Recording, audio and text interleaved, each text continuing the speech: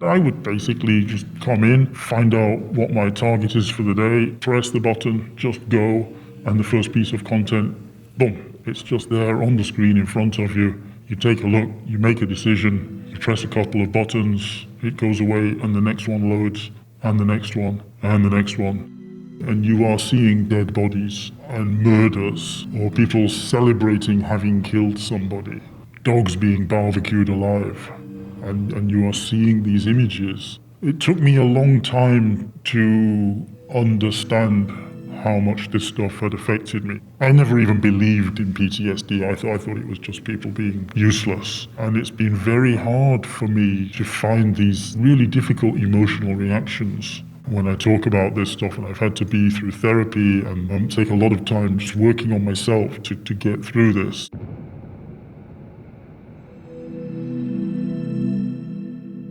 I used to work for Facebook, and my job was to spend 8 hours a day looking at all the worst things that people post online so that you don't have to see it. Mark Zuckerberg had just announced he wanted to hire thousands and thousands more people to do this work. And I think they just needed bums on seats. So I was snapped up. They did ask me, you do understand that maybe occasionally you might see something that's a bit disturbing. And they ask if you're okay with that. But you don't have any experiential understanding of what that means. It's really difficult to quantify how much of it was of a particular type or how extreme it was. You would be able to quantify this, but these numbers are not available. Facebook have them, but as an employee, you're not entitled to find out what kind of harmful material you've been exposed to. I'm going to guess it's between 5 and 10% of what you see every day is potentially traumatizing. I can remember the first one that just was like a wow moment, and that was when we first started. I got this one day, and it's a super close-up shot of a man just jerking off, but I didn't want to reach forward, put my hand into that space to press the buttons to delete it. And eventually one of the girls did it, and then she picked up, there was a packet of wet wipes on another desk for cleaning the desk, and she cleaned all the desk, the keyboard, and her own hands before she went back to her desk. Thinking about that later, I realized that we really do feel like touched by what you see. And then a couple of weeks later, one of my colleagues got his first self-harming incident where somebody is cutting their wrist and seemed to be in imminent danger of committing suicide. We just heard this like shouting, this guy just shouting like, "Fuck, what do I do? I've got a suicide, what do I do?" And he was in a complete panic because there's a life at risk right in front of him, right there and then. And your job is to protect people.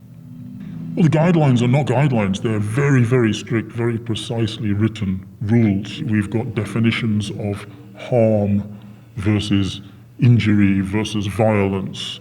We've got clear definitions of what is hate speech and what isn't hate speech. Your head is swimming with all of these issues and things that you have to consider every time that you're confronted with this stuff. I think it would be easier to deal with the images if you weren't having to think about them so deeply.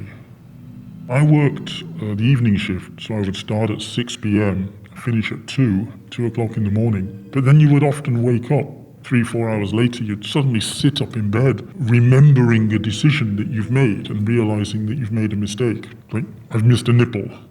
You remember some image that you'd seen and you suddenly realized that there was a naked girl on one side or an ISIS flag in the background. So now it should have been deleted under the terrorism policy.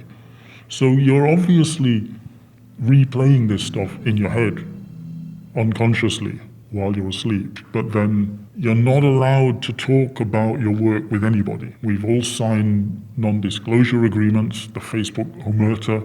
We've all been told again and again, don't ever tell anybody what your job is.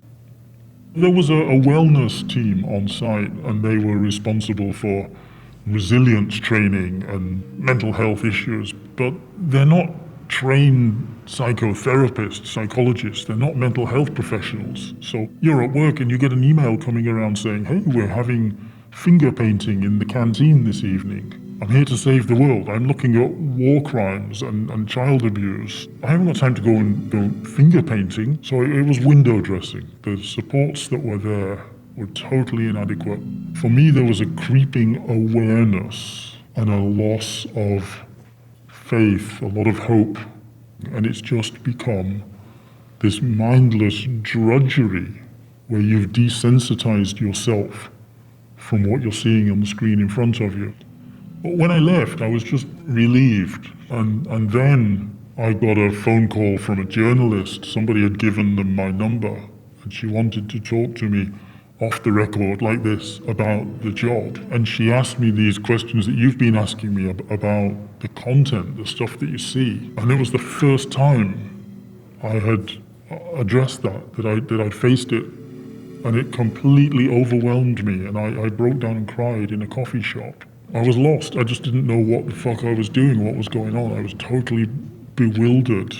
You know, as I started to get my head around it and talk to specialists and doctors and people, I realized that this job had knocked me on my arse and I hadn't even realized it. Facebook denies that anybody could ever get PTSD. Nobody has been harmed. That's very explicit. And then there was a recording. Somebody actually taped what Mark Zuckerberg was saying in an internal meeting with employees last year. And Mark Zuckerberg said, it's a little bit overdramatic. He just totally dismissed all of the criticisms that have been made. It's denial. They don't want to know what's going on, and they'll say the right things, they say things that sound good, but they don't fucking care. And Mark Zuckerberg, I don't care what he's been told by other people.